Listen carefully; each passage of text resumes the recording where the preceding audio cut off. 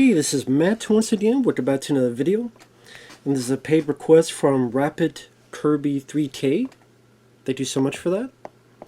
For those interested in requesting any type of videos, whether it be a topic, reaction, commentary, review, re-review, random thoughts, video game playthrough, commentary, reaction, just whatever the case may be, feel free to send it. I will get to it as soon as I can.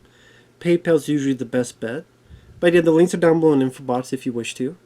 And for those who sent them, thank you. I really do appreciate it. And so Rapid Kirby 3K wanted me to do a commentary on the 1992 film Stay Tuned, which is pretty cool because I'm a big fan of this film, so it'd be nice to watch this again. So I'm paused at the beginning. 3, 2, 1, pressing play. Here we have the Morgan Creek Entertainment with music from Robin Hood, Prince of Thieves. That's where that music is from. Morgan Creek, I think they released Ace Ventura Pet Detective and I think Young Guns and other stuff. So we have our first couple here watching Duty Hauser. We will see these characters later on, but these are the first victims of the satellite that's been sold to them. But I always thought that was such a cool idea. Like, what if the devil... People love TV. There's a lot of couch potatoes out there. We do it where they get zapped into the hell version of cable and then make it a game. They gotta survive. If they survive, they get their souls back. If not, then they die and all that stuff. And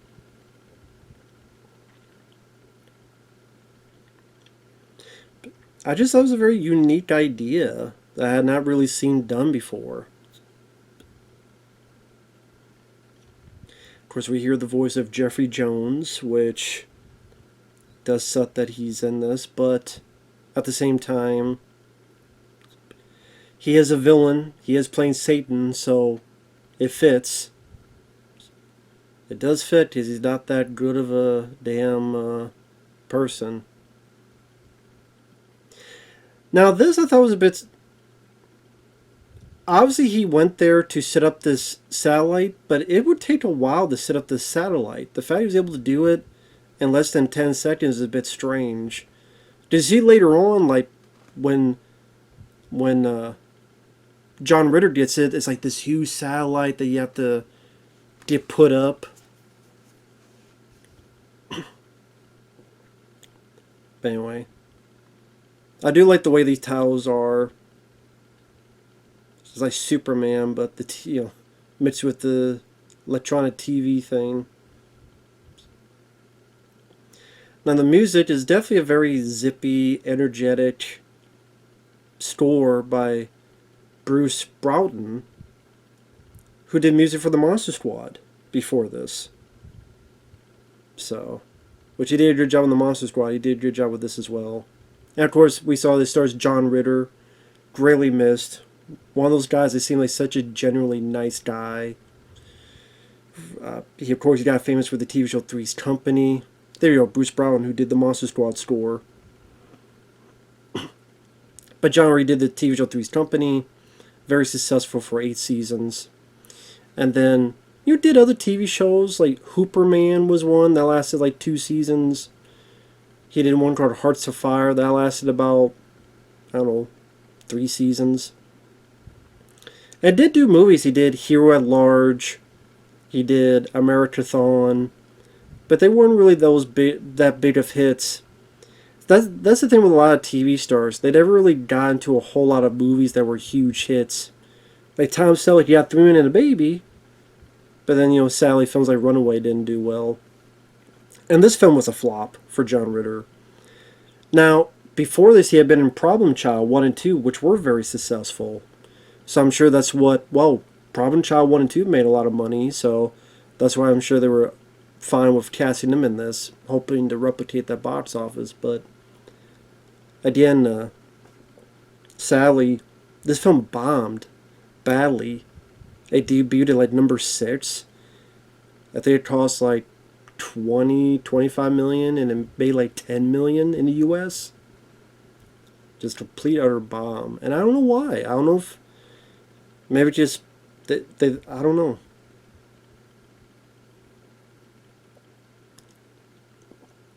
Now the kid narrating, of course, he's the son of these characters. I think this kid would go on to do like soap opera, like Young and the Restless.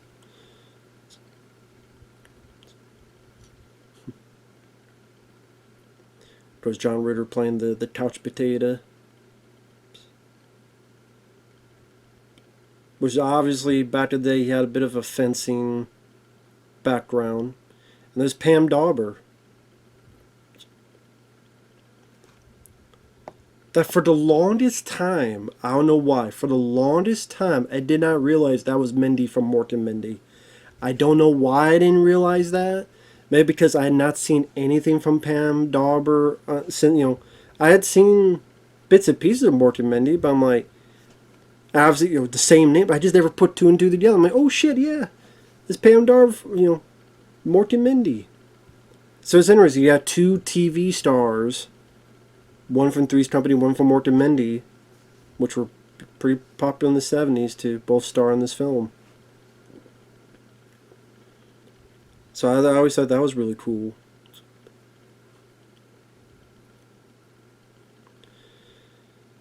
Of course, you just see how TV heavy they are, like how many TVs there are. Like there's a TV in the bathroom, she has a TV, Pam Dauber has a TV, you got the TV in the living room. And then you have this bit of a pirate radio. Well, not pirate radio, but pirate TV. Nowadays, some people would say, was it film public access or something of that nature.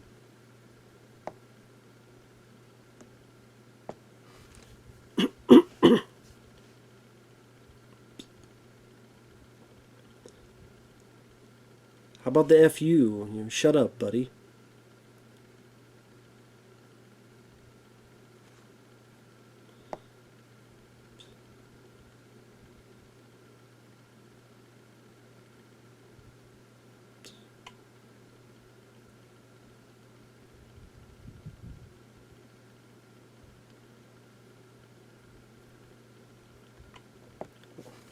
So as the kid's narrating, you have this marriage that may perhaps be on the rocks, where you get I love John Ritter, because he just seems like such a naturally nice guy, and so when he does these comedic things, they feel natural coming from a guy like him, and it's easy to feel sorry and it's easy to root for him. And again, he had done films. He was in The Problem Child 1 and 2. He had been in a Real Men, was in a movie before this with him and James Belushi. But yeah, apparently the characters is just, hey, this is a guy that was maybe could have been something back in the day, but now he just kind of watches TV all the time and so on and so forth, where you see just how much more successful Pam Dauber's character is. In a way, it's a redemption tale. It's a redemption tale for John Ritter's character, where he finally becomes, he does something great. He does something heroic, and then it turns his life around at the end, where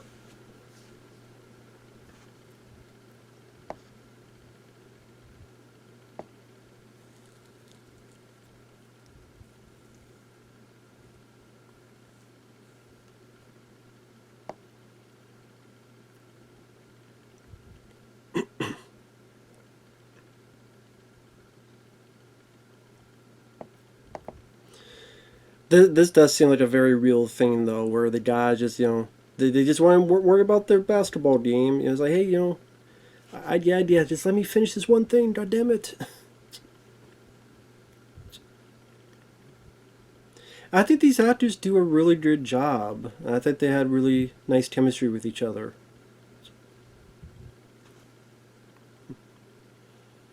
Of course, nowadays, like this would be like you can't have your phone, you can't be on your Facebook, social media. Like the way this would be today was you cannot be on your phone, you cannot be on social media, whether it be Twitter, Facebook, YouTube. You can't be on any of that. I would say I'd be worried they remake it and do it that way, but this film is so unknown that they most of the time they only want to remake something that has much of a cult following or is a popular movie that the name will hopefully bring people to the theater to get eyes on the screen.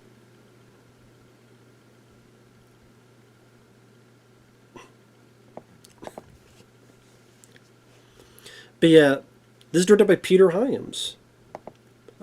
Should mention that Peter Hyams, to me, and I'm looking at his filmography, is without a doubt one of the most underrated directors. Because I looked at his filmography and it's like, I love Outland by Sean Connery. It's my favorite Sean Connery film. 2010, The Year We Made Contact, such a good sequel that, it's hard to make a sequel. 2001. Oh, here we go. Your TV. The TV.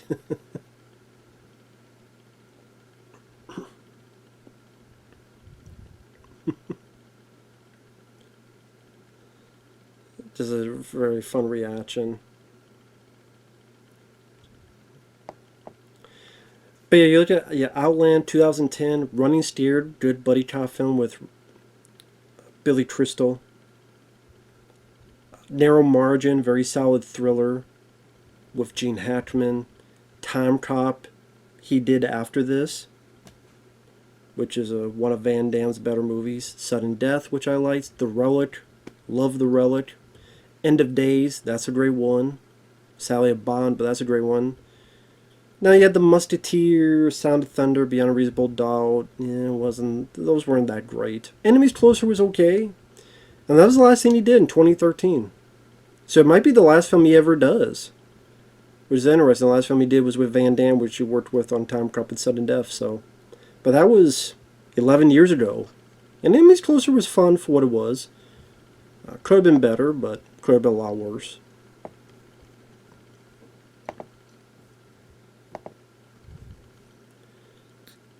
And yes, here we get Jeffrey Jones. Again, he's playing the devil, he's playing Satan, so the role fits. Jeffrey Jones, of course, you may recognize him from movies like Howard the Duck, most likely Ferris Bueller's Day Off. Of course, this is giving a bit of a heads up that Jeffrey Jones knows how to fence. So later on, when he starts to fence with John Ritter, doesn't come out of left field. Well, okay, he's not the devil. I mean, I keep saying he's the devil. He's not the devil. Well, I guess I would say he is the devil. Well, what do you call him the devil? Well, I'm trying to think. He's called Spike. I'm trying to think if he just like works with the devil.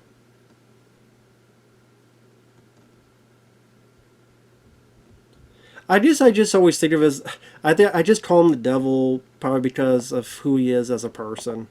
So maybe technically he's not the devil. He's just in hell. He's the guy running this operation hell. But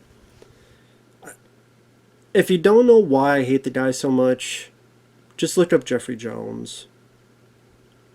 They found many years ago. They found child P to the O to the R to the N of the child portion, and Jeffrey Jones admitted it, was guilty of it, and it's one of the reasons why he's not in the new Beetlejuice film.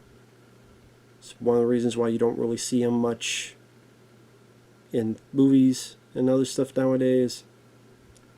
And yeah, it just completely awful. Now see, like, you see how they set up this satellite dish?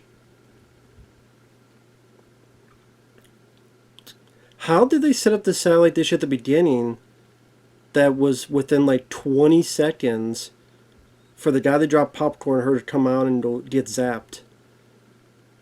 You know what I mean? Even here, it's like you only see one guy. Does John Ritter now wonder, well, where did the satellite come from? Like, that's a big ass satellite. Does John Ritter just assume, yeah, we put in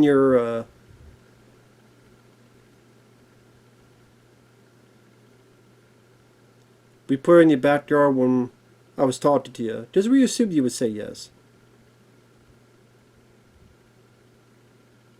Like, John Ritter doesn't ask, like, wait a minute, how the hell did you move that big satellite dish to the backyard and there's only one guy working? Where's the team? And all this other stuff.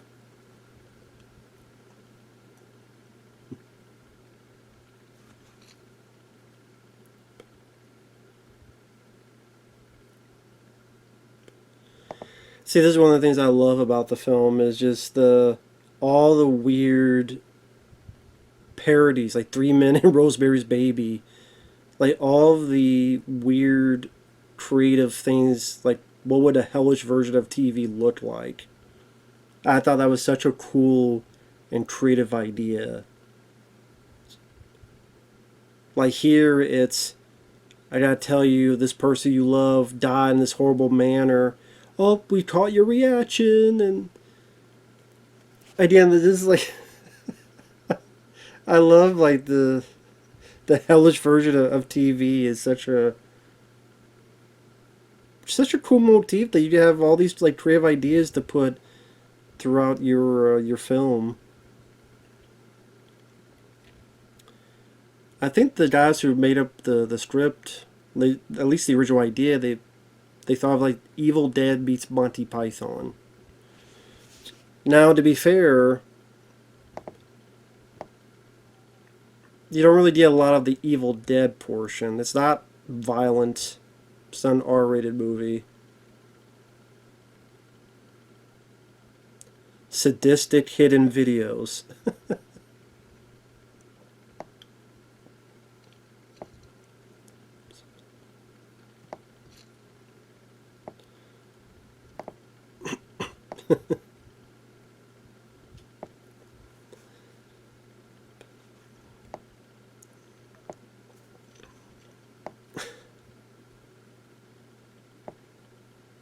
But I just thought that was...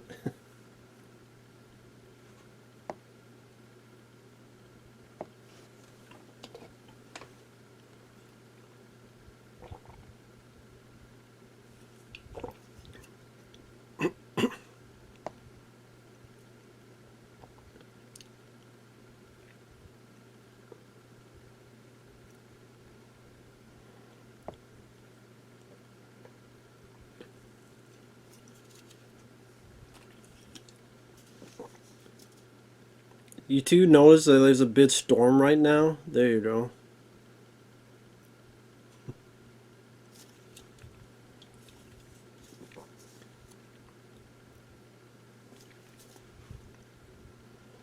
There you go. And I want to say, like, Peter Hyams, like, he was a director, but he also did a lot of the photography for his films. So he definitely had a specific look that he had for his movies. And I thought he did a good job. Like, the lighting, I always thought looked very natural in a lot of his films.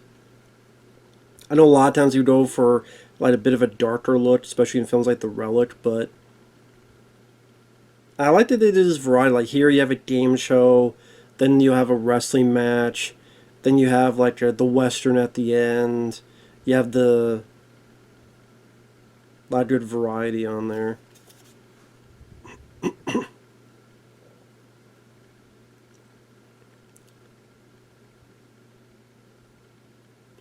I know this narrator I've heard in other stuff. I cannot remember where, but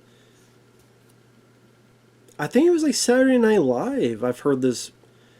It's Saturday Night Live. Here is this guest star. Here's the band.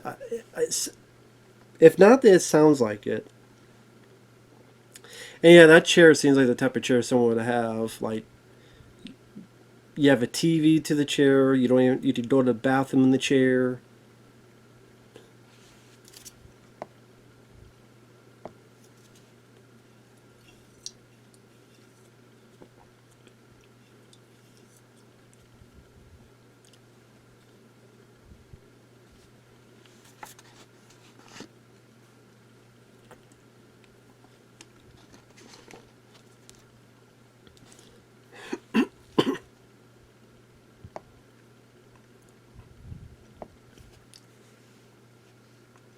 And here we have Eugene Levy.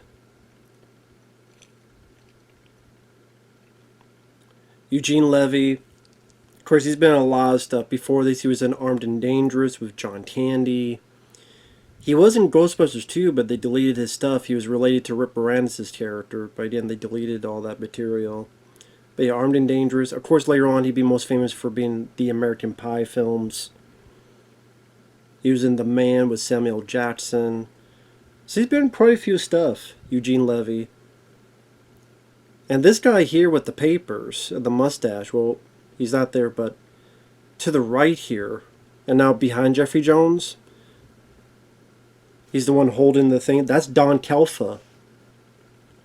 That's the guy from The Return of the Living Dead. He's the guy who is like trying to do the autopsy on the zombie, and what do you want? And he's the one holding the girl at the end and is thinking maybe shooting her because the fate that's going to come for all of them. So yeah, Don Calfa from Return of the Living Dead.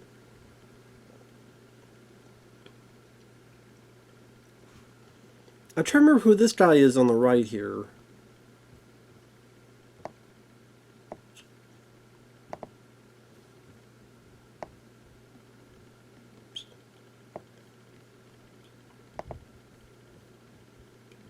Eric King. He was a Sergeant James Dokes on Showtime's Dexter, the TV show.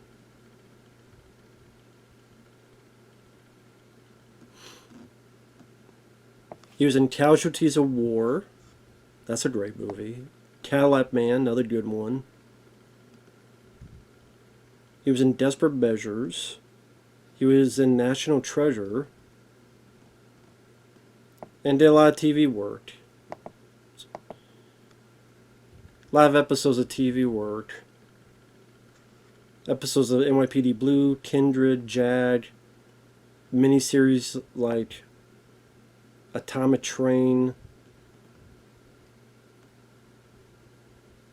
25 episodes of Dexter.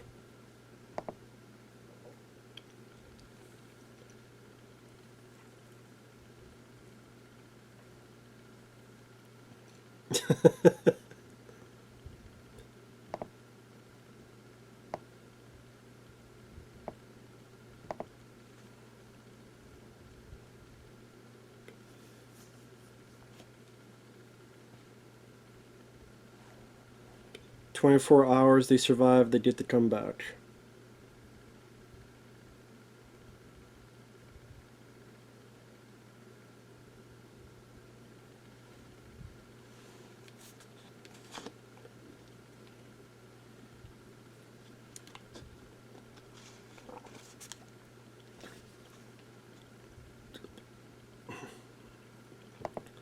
I'm trying to think, who's this guy who plays the game shows? I thought he worked well.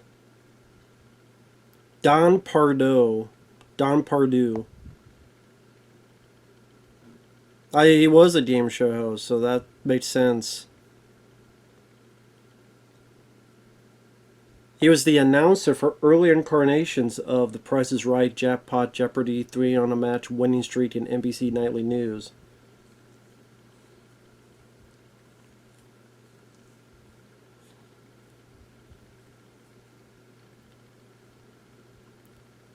His longest best-known announcing job was NBC Saturday Night Live. So, okay, so was that that was an announcer as well? Like, okay.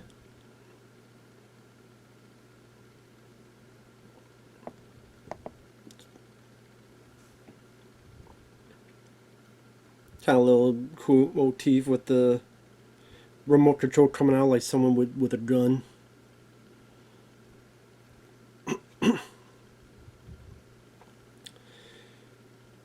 apparently wanted Tim Burton for this, but he went to do Batman Returns. And I do see why they would want Tim Burton. Is definitely could have that dark humor style of Beetlejuice. He definitely, I think, if Tim Burton had done this, like each one of these would have had a much more unique visual aesthetic. Like this would have had like such a weird look to this game show. Like think of the set design and Beetlejuice and all this other stuff. But I think this works for the game show motif, and then here are wrestling.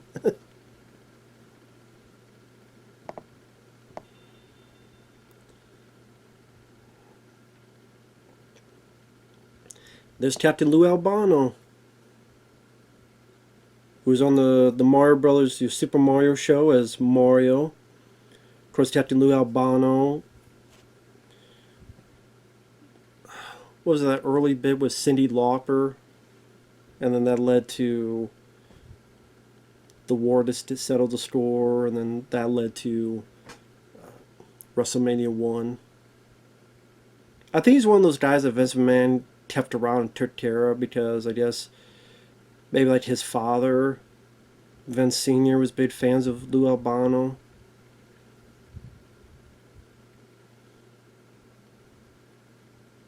Not sure who these folks are playing the other wrestlers.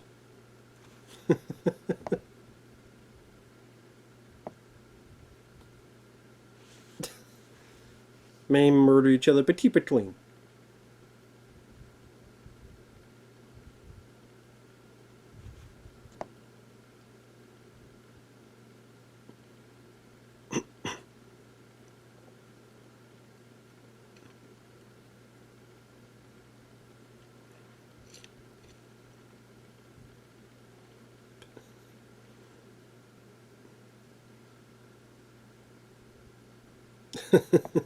Hey, don't call wrestling fake.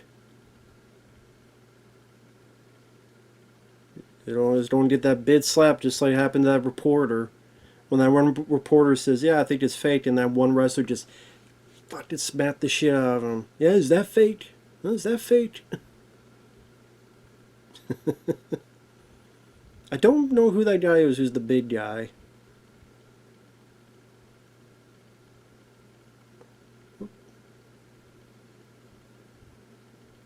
Kind of did like a bat drop or stuff on him. Ooh, got some double teaming going on there. And then you got kind of a body slam.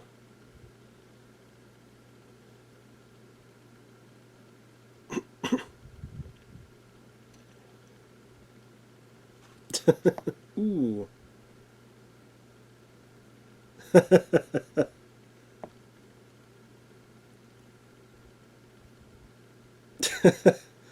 Hey, at least she stood up for a man. I like Pandauber. Okay, maybe you're not a bitch.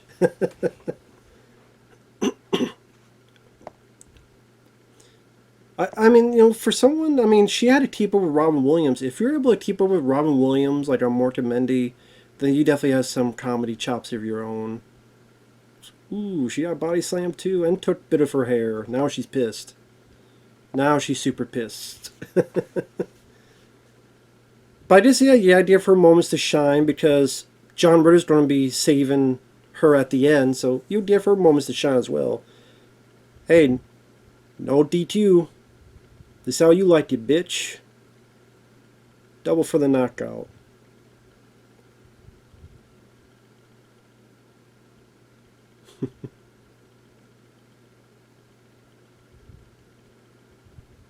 There you go.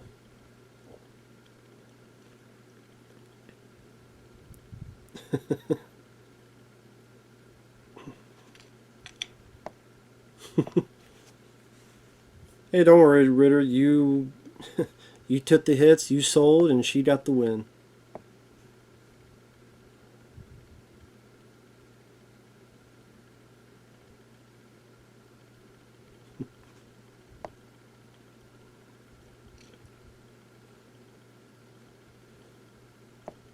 then the story works well for the film. It has this nice, energetic, happy-go-lucky tone to it. Maybe some people, I do wonder if some people maybe felt and wished this was a darker movie. 'Cause you're going through like a hellish version of cable TV. So if you're able to do more dark humor, more crazy zany humor, and if it was like more R-rated and crazy, I mean, there's definitely stuff you could get out of that, but I wonder if people thought this was a bit too toned down. I do want. I love this. This is one of my favorite bits. The Memorex, but here's Max Hell. But it's supposed to be. There's a commercial like Memorex and blows you back, but here it blows his head off. I remember this. Because it starts off like this, like your typical, but then it's here comes the head.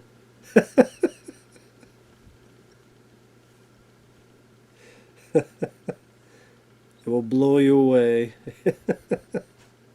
Yeah, I love that. Northern Overexposure, yeah. So, I don't know how many people remember the TV show Northern Exposure. But yeah, this is where our character's at now. And then we'll meet up with Eugene Levy.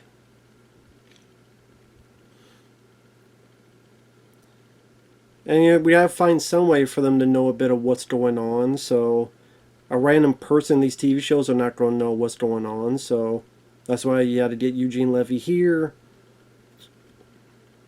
And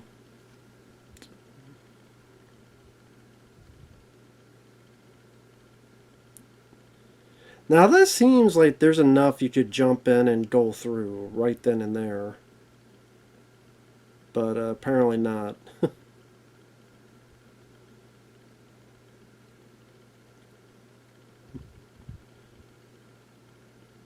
I forgot, yeah, I think Eugene Levy, he loses a leg, but he doesn't get killed.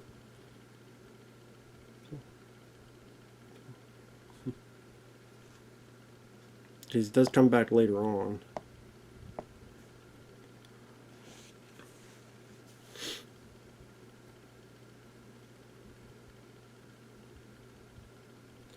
Wait, where were those donuts in? The oven or something?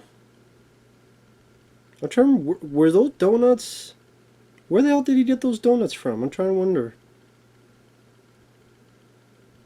Product placement, Dunkin Donuts. Make sure we show we got Dunkin Donuts. Is that Pepsi you got? Yeah, it usually is Pepsi. So many times it is Pepsi. Let's do something damn like Mellow Yellow or something, man. So many times damn Pepsi.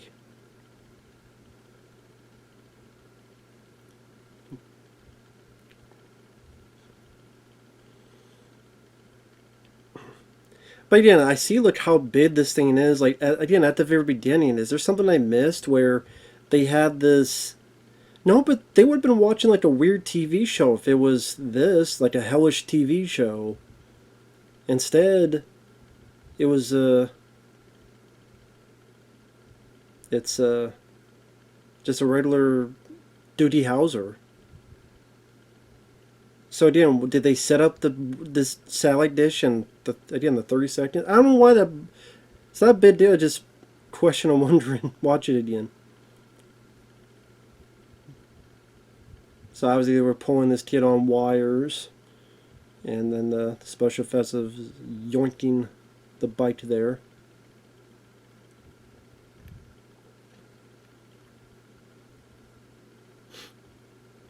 Get the kid knowing that at least a bit of something is going on.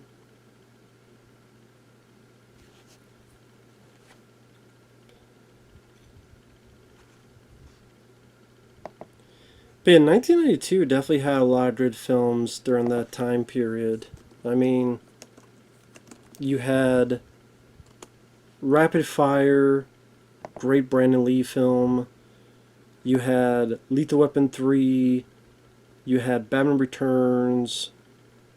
You had... Let me look at the films.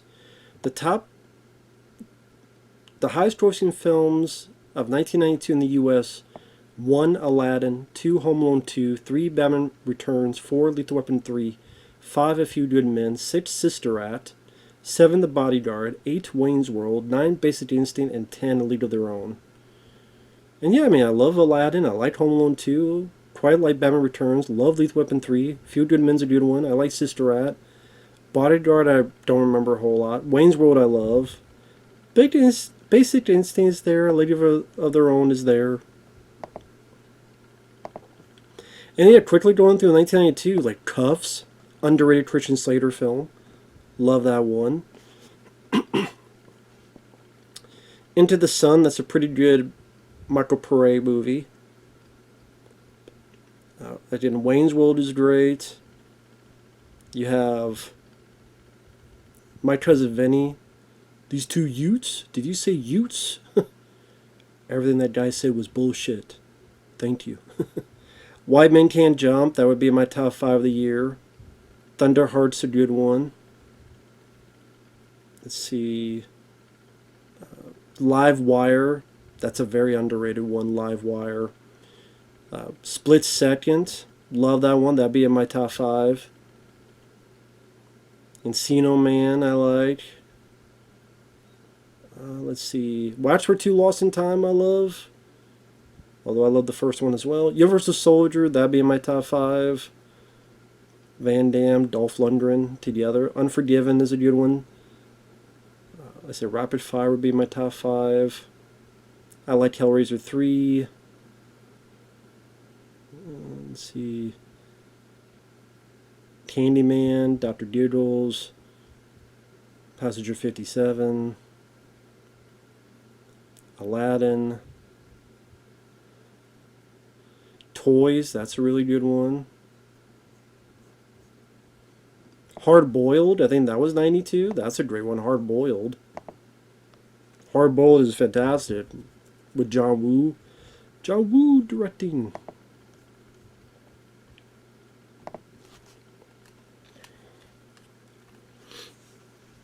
Yeah, Hard Boiled is great.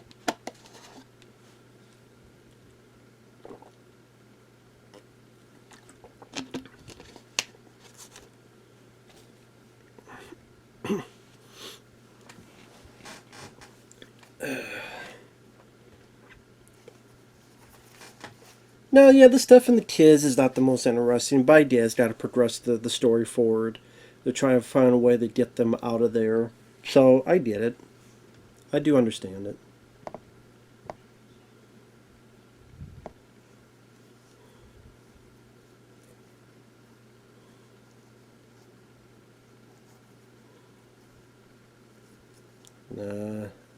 It's not all clear.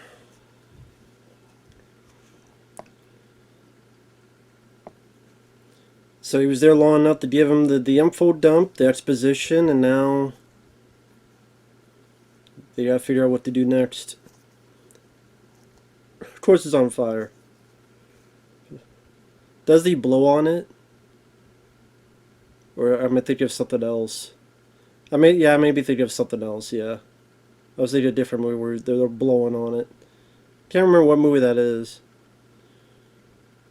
Oh, I think it's Indiana Jones' Last Crusade where Sean Connery's like, and then it even more into flames. Smart idea. To just push it and move it with the guys is a good, smart idea.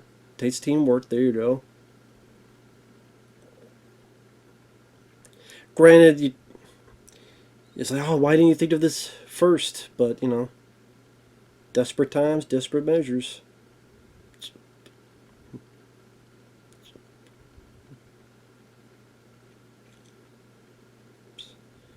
And look at that, an actual wolf. Well, I wonder if they might have used a dog. Because you can't really train a wolf. So a lot of times in these movies they use a dog that's like a hybrid. Because again, from what I understand, you can't really train a. I don't. Well, no. Yeah, you can't really train a wolf. Even like sled dogs, you train them to you know, do what you need to do. But yeah, use it practically. Use it for real in camera. Nowadays, that scene would be entirely CGI. Wolves, entirely CGI. And that's the truth. I mean, that how they handle that with the animals, they're within the same realm of the actors or the stunt people, whoever is there, and it fits with the danger, and you're not taking it out because, oh, look at that awful, weird, cartoony CGI. So it fits. Like it works very well, and I wish they would do that more in movies. But instead, they just try to throw in CGI, and oh, people won't notice, and then it's easily noticeable. So in this, you just take in the scene as is. Now, of course, they're in the cartoon, which I believe is Chuck Jones had a hand in this. Chuck Jones, who did a lot. At least he was supervised by Chuck Jones. A lot of the classic Looney Tunes, Merry Melodies. So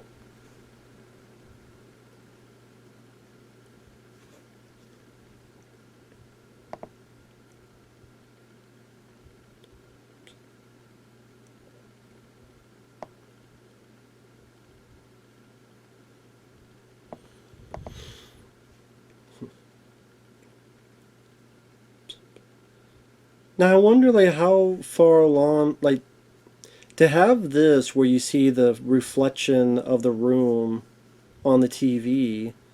You would think this cartoon had to have been done fairly early on in the production. Or maybe at least that one scene. Maybe it's like, okay, we need this one scene or so to show on the TV. So give us at least that, and then this other stuff you could take your time.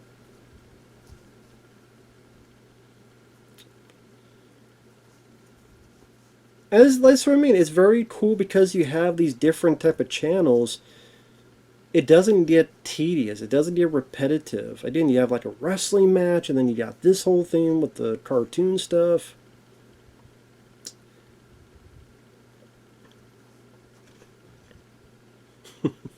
And genre just fits well with all this stuff. And he's done voice acting on cartoons as well. There was that cartoon that did not last that long called Fish Police, where he was the detective with kind of like the film noir outfit, fedora, and he was a cop, but of course it's under the sea, and it didn't last long. It only lasted like, I don't know, 6 episodes. But and I think he did a voice in an animated film called Fly the Dragons, and he might have done other stuff.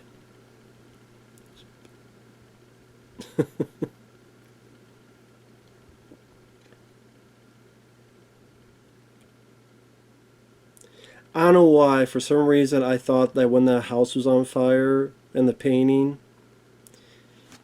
all of a sudden you just have people from the house jump off and run off and do stuff. Like, was the house on fire? There just happens to be people in the house like, oh shit, let me get the fuck out, you know?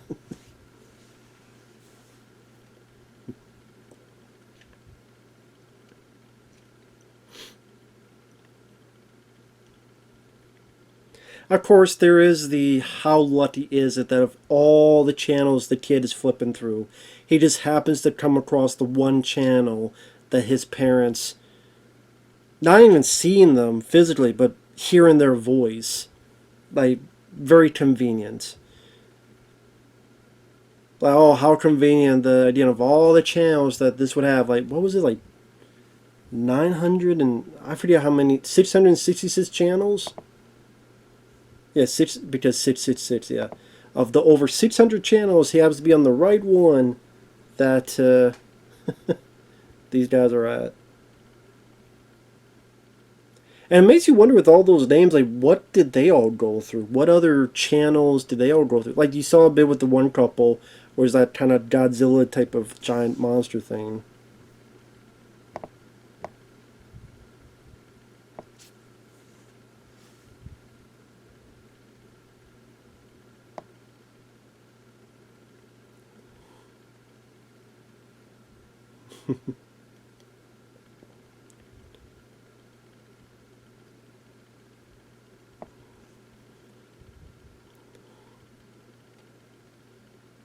And again, it's a very good looking movie, and like this is out on Blu-ray. I don't think there's any features on it though. I'm trying to remember. Trying to remember. Came out January 2019.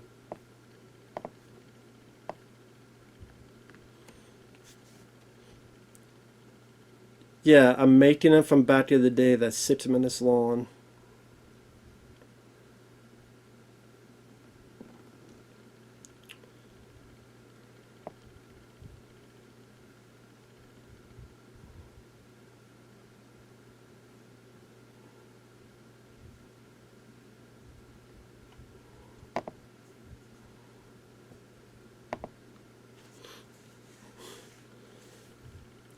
I do like the bit where he sends a letter and you got the nod to Acme, which of course is a big nod to Looney Tunes.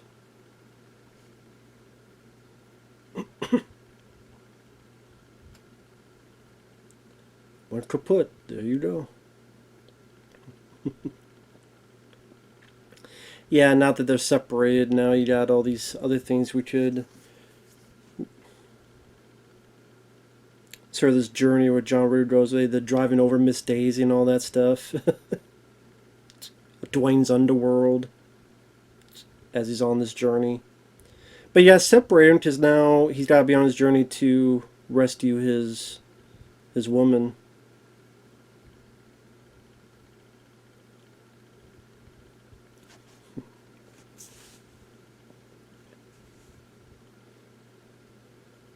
Different strokes and people. I can't help it. I know it's a simple joke, but my three sons are bitches. Yep. Now, for what I understand, they did want Mike Myers and Dana Carvey to do this movie and this cameo, but they could not because they were doing Wayne's World 2, which came out the same year. I mean, Wayne's World 1, one time, Wayne's World. Wayne's World 2 was 93 or 94. But Wayne's World 1 came out this year, so they're busy doing that. Which I did. I mean, Wayne's World is a great movie. You definitely want that to get made.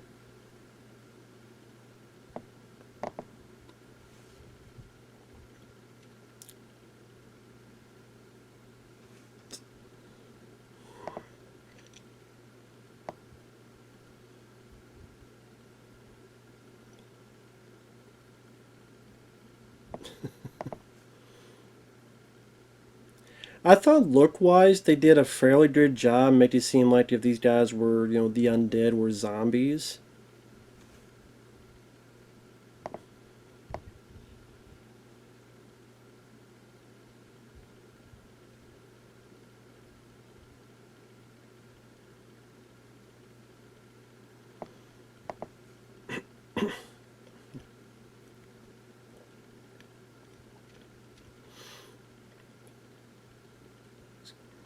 Yeah, stream close-up, yep. Ooh, boom. Oh yeah, and later with the hot red poker.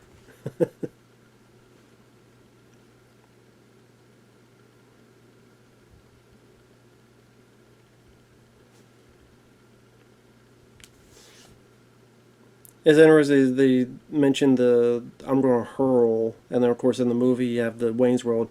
If you don't hurl, hurl in this. So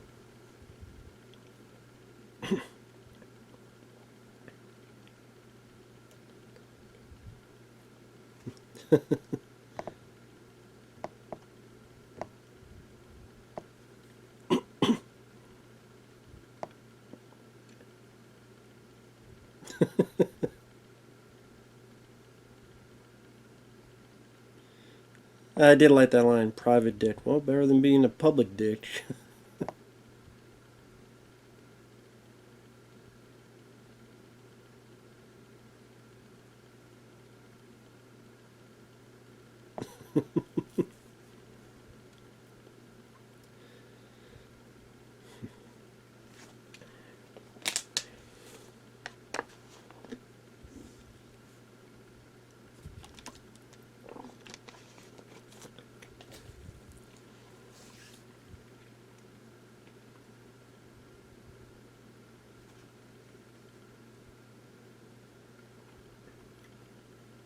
Trying to learn what on that TV behind him. It's just a random atomic bomb exploding.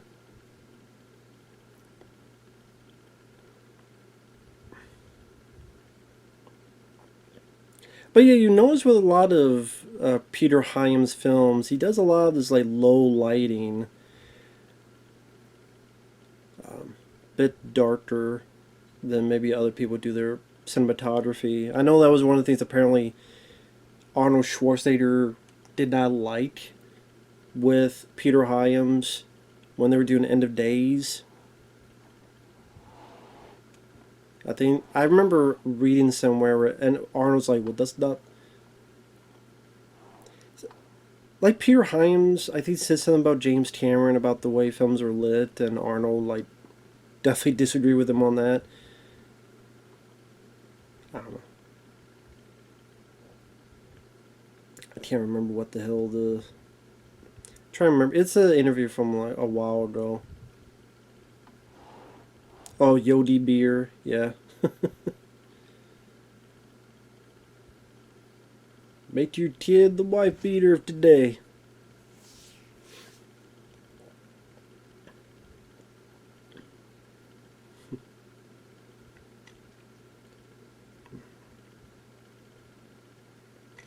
Of course, this fucking girl won't listen. Get them zapped up. Fine, fine. You get zapped up. You'll know. Once you get zapped up the Kingdom Come, you'll know. You'll learn. You'll fucking learn with some high states.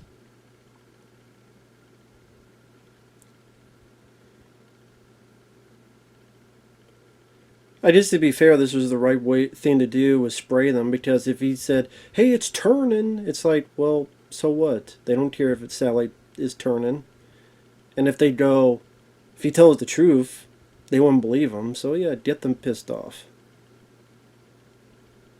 Get them pissed off.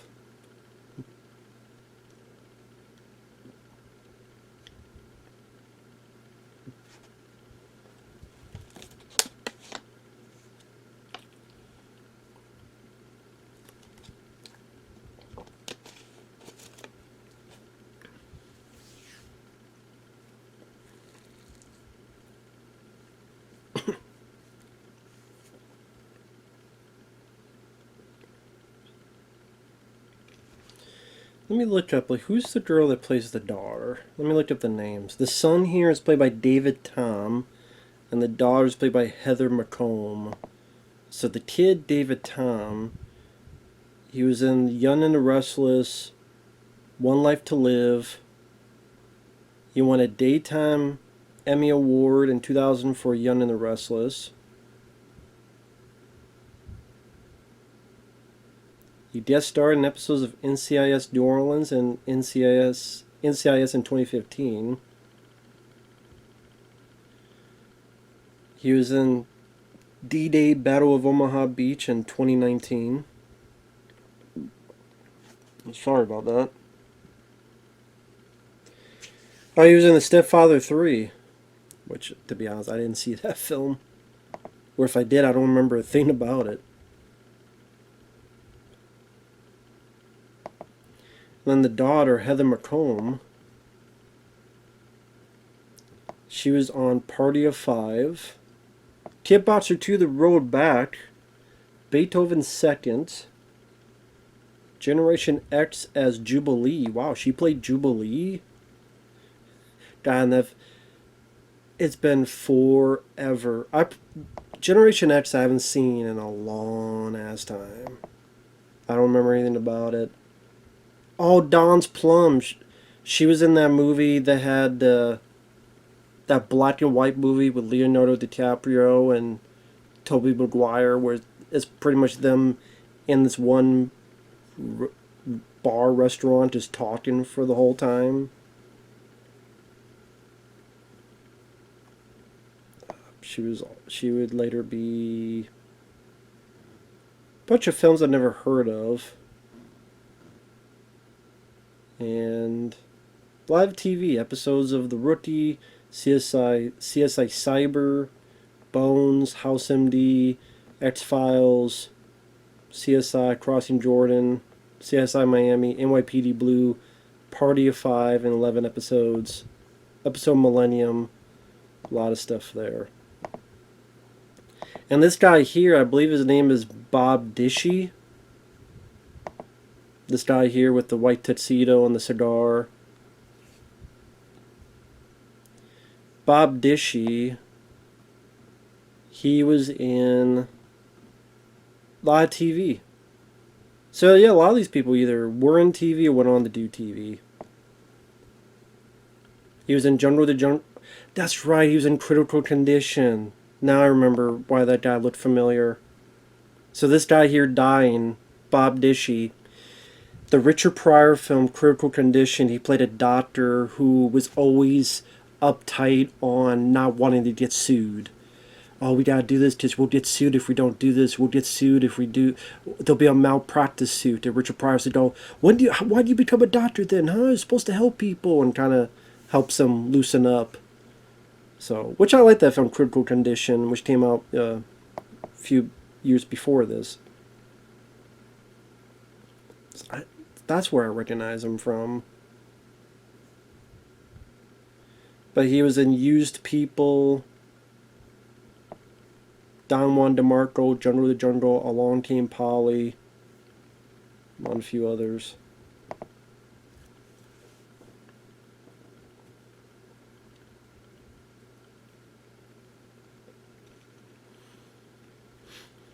I would say this is my least favorite. Well, I like these little bits here. Like, okay, think of a title. Think of a title. Think of something we see only for a few seconds. Like, what was it, Frankenstein Monster doing stand up? I would say this is my least favorite part of the film. The off with his head, where they're in like the French, I don't know, French Revolution type. I don't know, just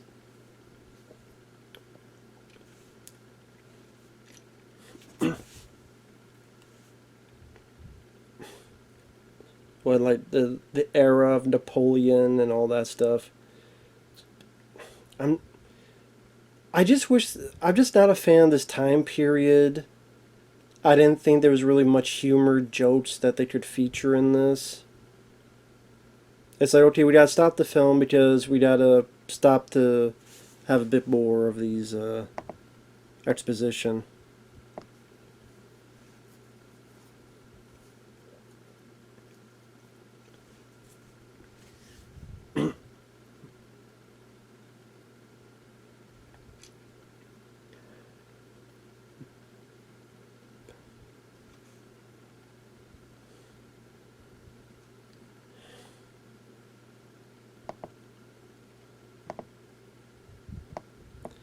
So, was that guy in the wheelchair, was that supposed to be Dr. Strangelove?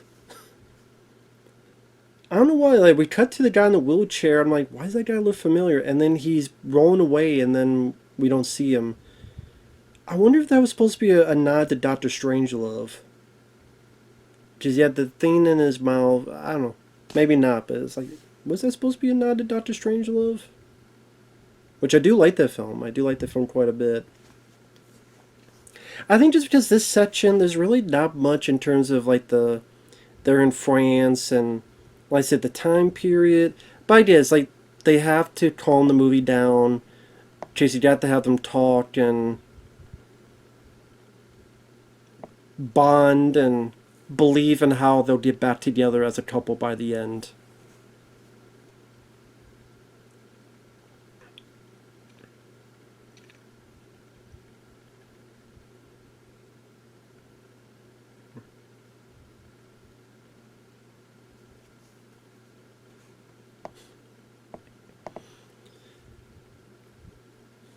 So I do get this. So that's why it's not that big of a problem. Because you do have moments where, you know, that little moment was nice. Doesn't last too long, but it's still a nice little moment. But I think it could have been done like just a different, more unique setting. Or just a setting I prefer. Like, again, this whole bit here just, I'm just not that interested in.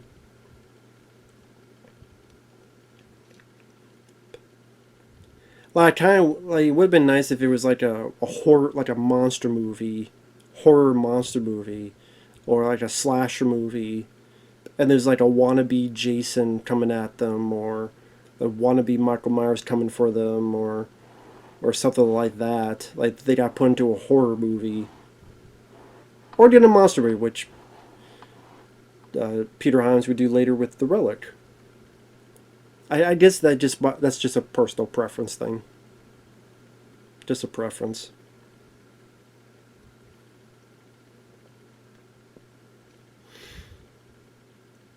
Because you have the genius kid here, which that's a common thing in a lot of these movies in this time period.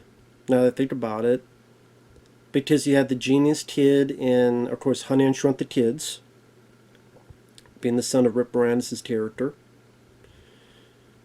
You had the genius kid in RoboCop 3 that could turn Ed 209 as loyal as a puppy. You had the smart girl in Jurassic Park, which could hack into the park's computers.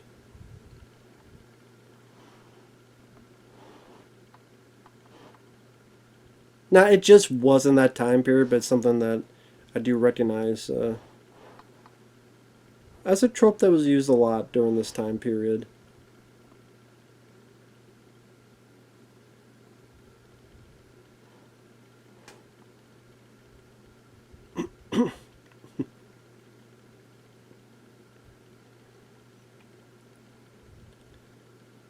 But I think because like we're on such a zany journey with like all the little things that John Ritter's going through, and then you have the the cartoon bits, and it just stops a bit for this part. And I get it.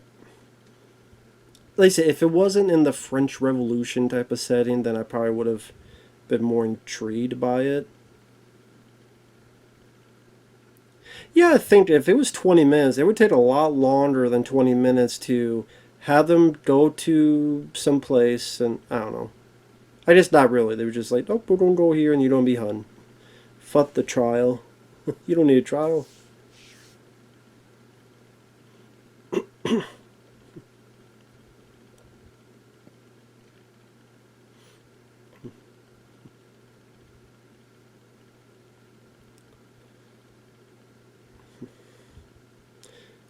Well, girl, why don't you help him, the kid with the damn dog?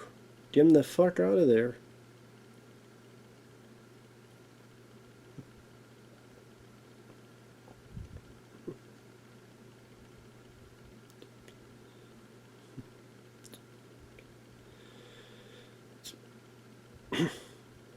But yeah, it's sad that this film bombed and it didn't do well. And like I said, I keep looking at John Ritter. I do miss the guy. Like I said, he always seemed like a very nice guy. I would say the first time I saw him was in Stephen King's It, the miniseries from 1990. And I know a lot of people do not like the adult part of the movie. I always did. I'm in the minority. I've always enjoyed that part of the story. I've always enjoyed it.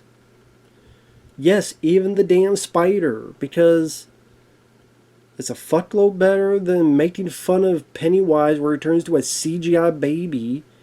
And then you look at the book, it's like, oh, there's a cosmic type of thing. Then they see like a turtle that go and someone with infinity. I mean, how the hell do you even film that? I thought the spider looked cool. Of course, it couldn't move much, so you couldn't have much of a fight. So I kind of wish it was like them all like doing stuff to kill it and beat it down, but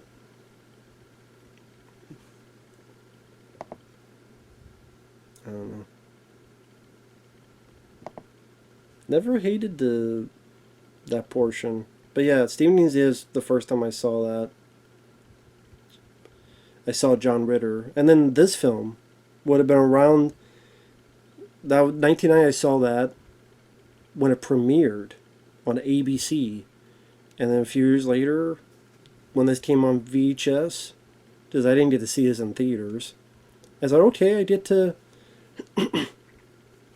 This seems like a really cool idea, and I'm a big fan of TV. You know, at Sally, we didn't have tables, so the idea of someone else having tables in tight, it's like, oh, we didn't have mall. We rarely had malls around there, so the idea of seeing a mall within a movie, or in this case, seeing table through the eyes of a movie, even a hell version of it, even that was simple thing was enticing to me as a kid that grew up on a farm in the middle of nowhere with only like 4 channels, and 2 of them were the same: 2 CBS, 1 ABC, and 1 PBS.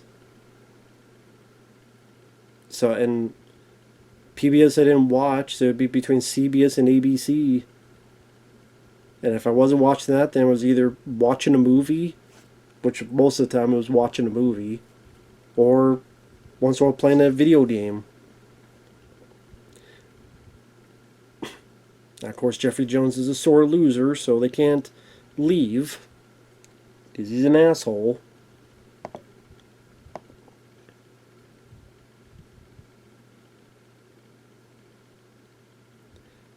You know, since they, you know, God should come in and beat the shit out of him because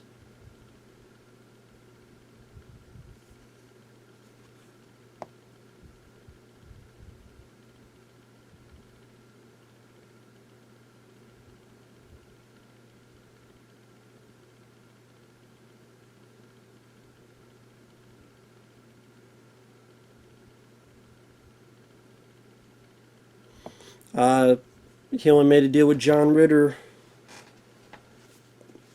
but the deal was not. Now, this lady looks familiar. I'm trying to think, was she in the X-Files episode that I'm thinking of? I'm trying to remember. I know she seems familiar. The one who Jeffrey Jones just kissed. I have to look at the cast. I'd also like to look at what Tom S. Parker and Jim Genuine, the writers, did after this. I do wonder if the script was changed. Part of me wonders if the script was like a much more violent, movie. You know, kind of like the original idea of Gremlins was a much violent movie, and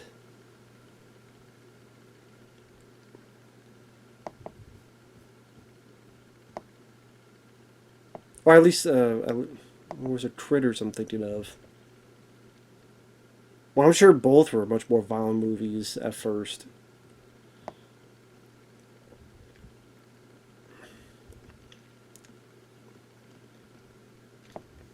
Susan Blomert. Yeah. I didn't. Yep, she was in X-Files. Dehan Diverlitz, the one where the lady's like a teacher, and you find out there's some cult things going on, and there's like at one point like a pretty big snake, and the last bit is Mulder and Scully in the classroom. They look over and on the chalkboard is "nice to work with you" or something like that.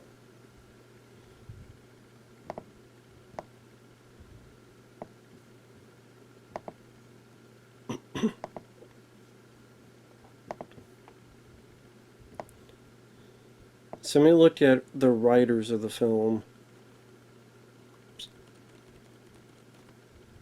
So they came up with the story of Major League 2. They wrote The Flintstones in 94, Getting Even with Dad in 94, and Richie Rich in 94. Flintstones has 5.0, Getting Even with Dad 4.9, Richie Rich 5.4.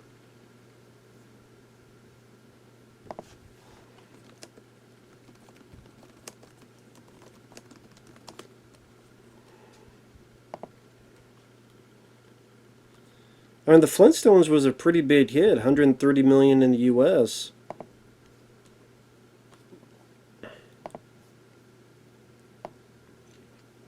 So it did make some money.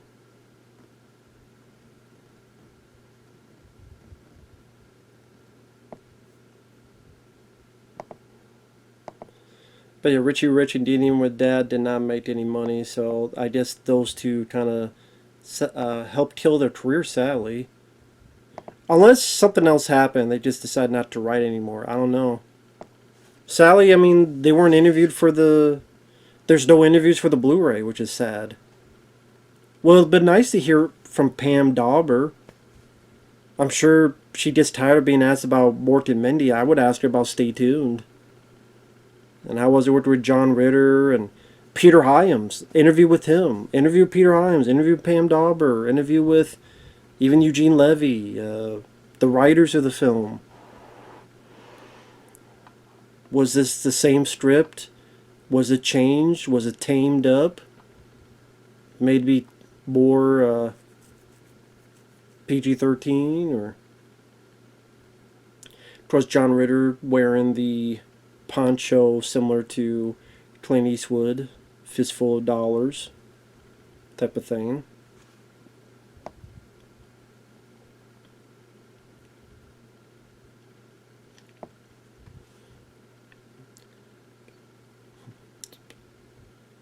Oh yeah, this is when you think he gets shot and stuff.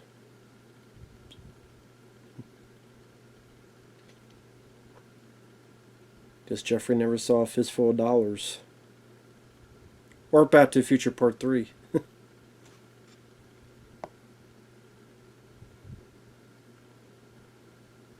Oh, it's the TV remote.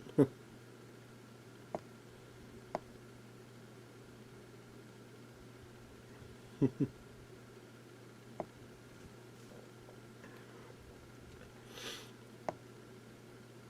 mean, that's pretty big luck and convenience, but maybe we could assume that's a bit of a nod for God helping him out. I forgot about the Star Trek Next Generation.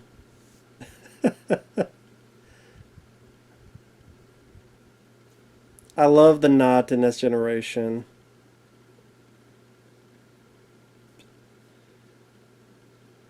Yeah, he starts turning and everyone starts looking like Jeffrey Jones.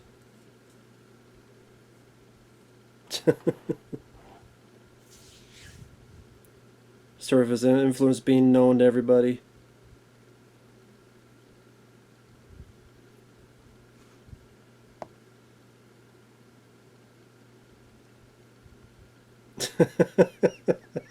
See, this stuff I love. There's all these quick successions of, like the crash test dummies. I remember that.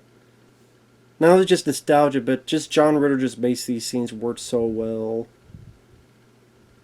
There's montages, these crazy situations our hero gets through. And here we had Star Trek, we had Crash Test, we don't have the music video. Oh, like driving over Miss Daisy, which is hilarious.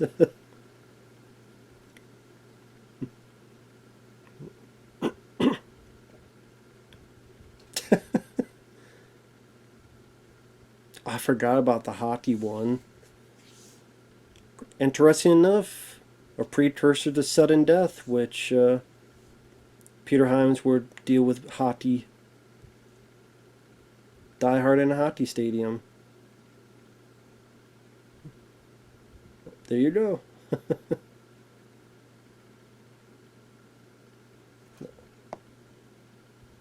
I like the nod to the driving Miss Daisy music that comes up.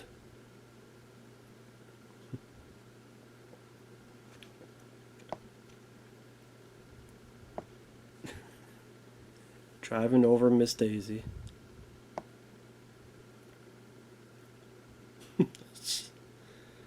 I mean, that's definitely a bit darker, just that crunch of repeatedly running over an old lady over and over again.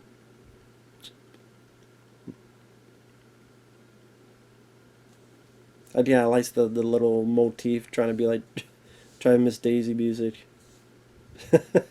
And this is hilarious, of course. Three's Company, he's back in that show.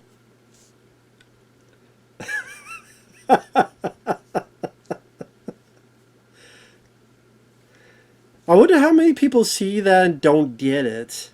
They're like, why was he streaming at two ladies saying, where have you been?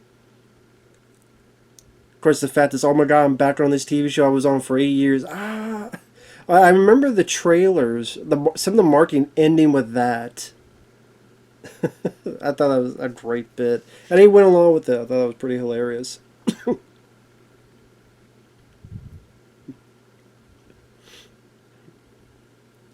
At the end, we saw that he has those fencing swords for a reason, and we saw a bit at the beginning of Jeffrey Jones. He knew a bit of how to fence.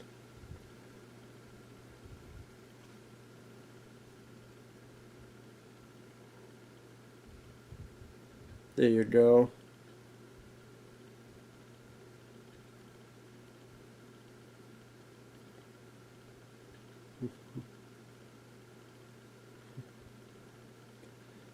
Maybe then maybe a little bit of hope from God of getting right to the perfect spot.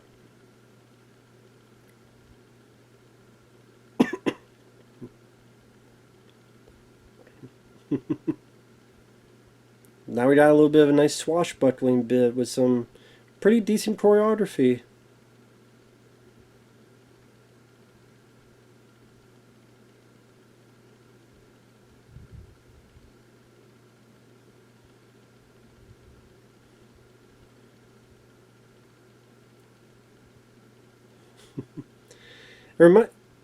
Yep, here's the Salt and Pepper music video.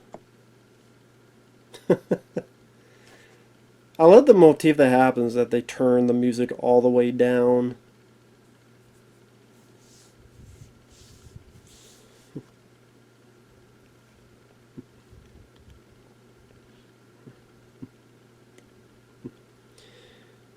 I mean, this is definitely reminiscent to how music videos were back in the day.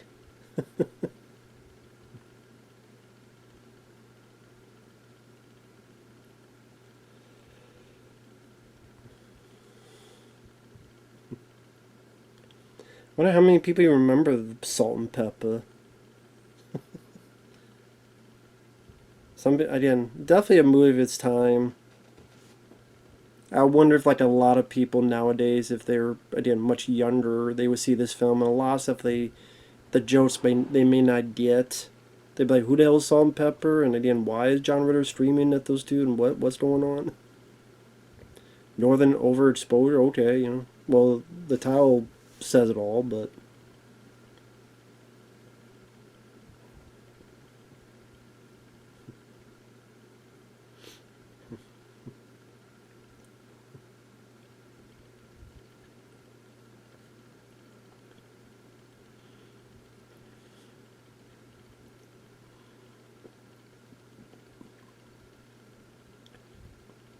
Oh, this is where he turns the music all the way down.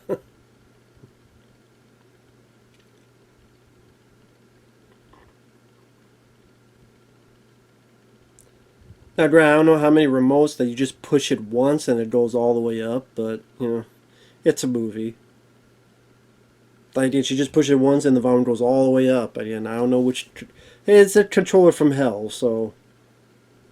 I didn't remember... It's the way John Ritter screams that makes me laugh on that.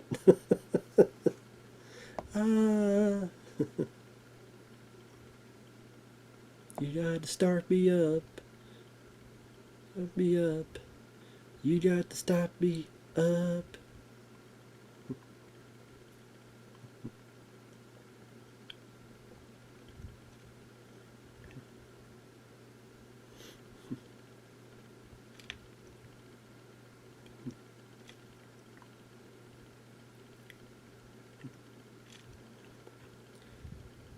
Maybe another reason why Salt and Pepper was able to do is like, hey, we get to be the good guys. We gave it to the good guys. So there you go.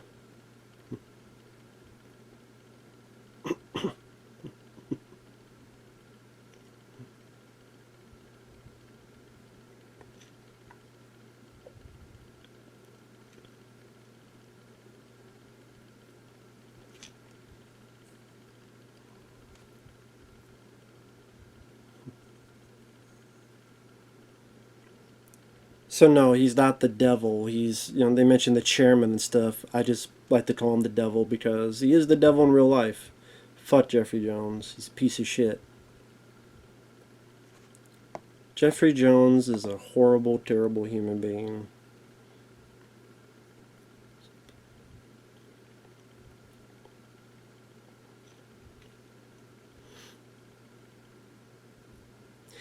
See, oh, okay, I was going to say, yeah, why is the remote not working?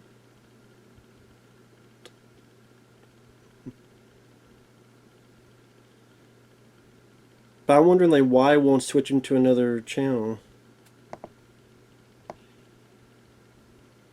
Just finally turn off that TV.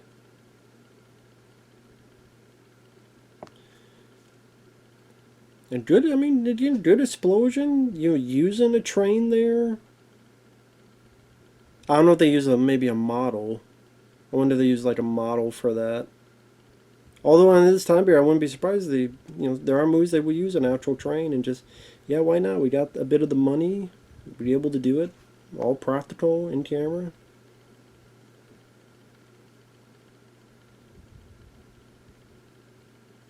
Yeah, I think he gets zapped.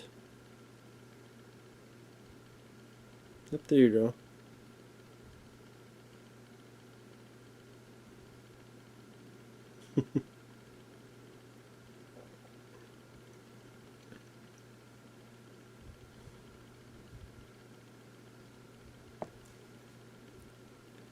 Of course, I guess this would explain how they were able to put the satellite up. So, like, I get why the supernatural way they would put the satellite. I was asking before at the beginning, like, doesn't these characters wonder, that's strange. I didn't see them bring the satellite over and hook it up. That would be weird.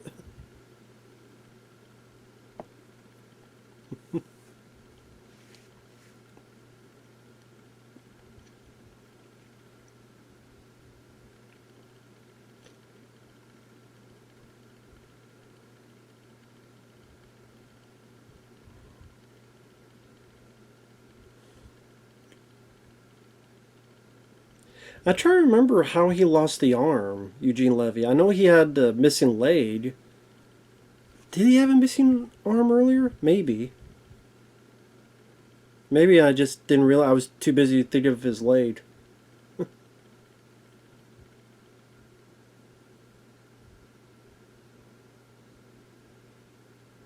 A fencing academy. There you go.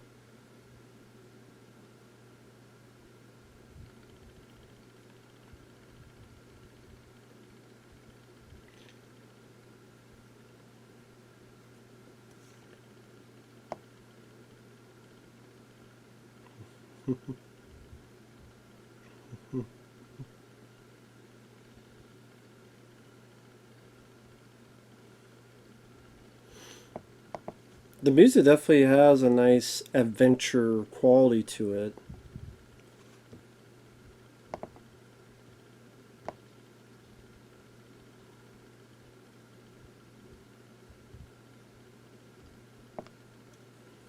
And of course, like I guess like all the different tiles they weren't able to somehow fit into the movie, so just leave it all for the end credits. I love Lucifer, all that other stuff. I will say, watch it again. One thing I wish they did, and they had the time. That's why I wonder if there's a lot of stuff cut out of this, because it's a very short film. It's an hour and 23 minutes, and so a lot of times they'll have a movie. They'll shoot more than they're going to use to make sure they have enough. Because you rather have too many than too little to have your running time. But one thing I wish they would have done is one more bit between Pam Dauber and John Ritter. I know they share a look with each other, but like a talking with each other, hugging, kissing each other like that. I think that would have been. I think that would have been very. Because again, the last time you see each other is kind of them, kind of going away from the dog that's been zapped to the TV. but you're not even going to have the two share a kiss?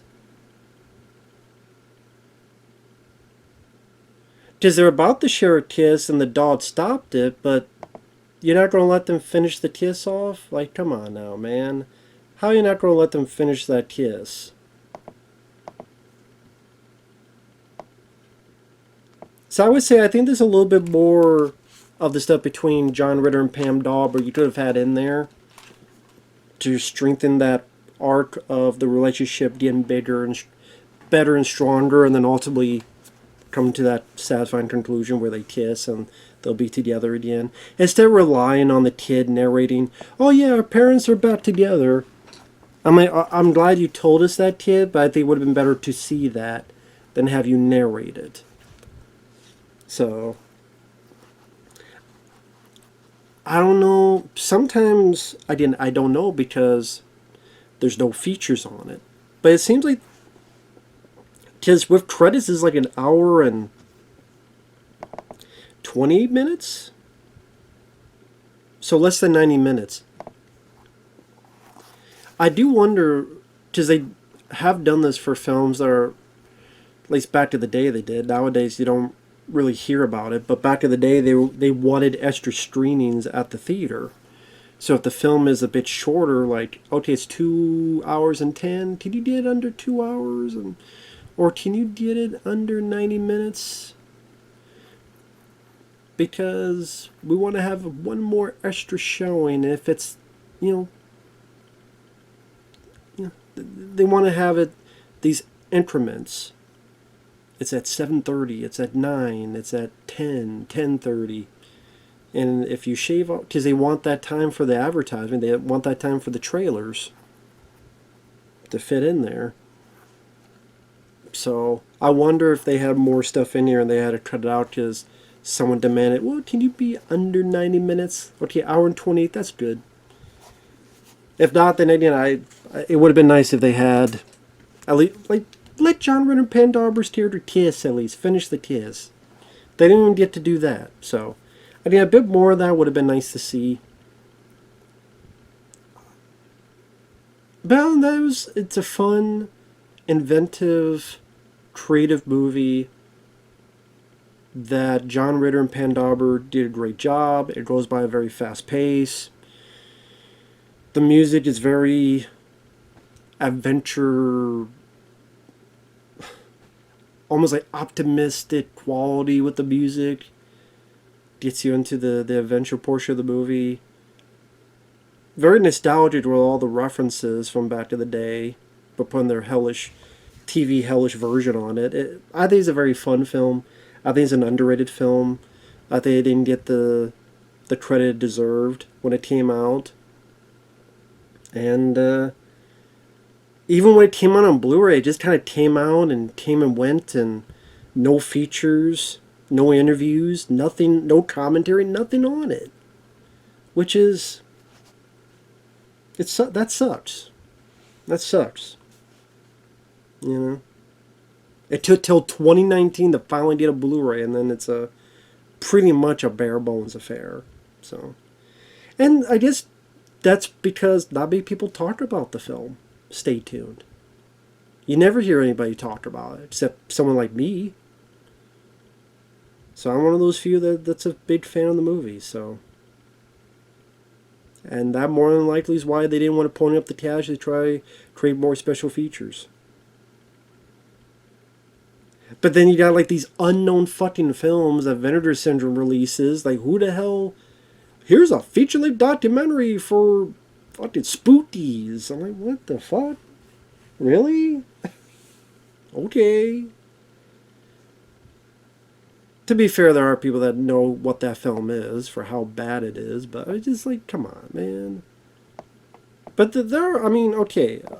To give a better example, let me give a better example. If I go on Vinegar Syndrome right now,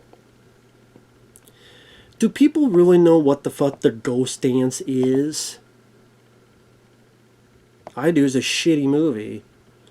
And this has a commentary track, 25-minute interview with the co-writer director, 22-minute interview with the writer producer, and a 17-minute interview with the stunt coordinator. Or does anyone really know what the hell Mindbenders is? What the fuck is Mindbenders? But it has two commentary tracks, a 37-minute making of. And it's a film from 1987. What the fuck is Mindbenders? What is Mindbender? I don't even know what the fuck Mindbenders is. Never even heard of the fucking film. It has a 37-minute making of and two commentary tracks.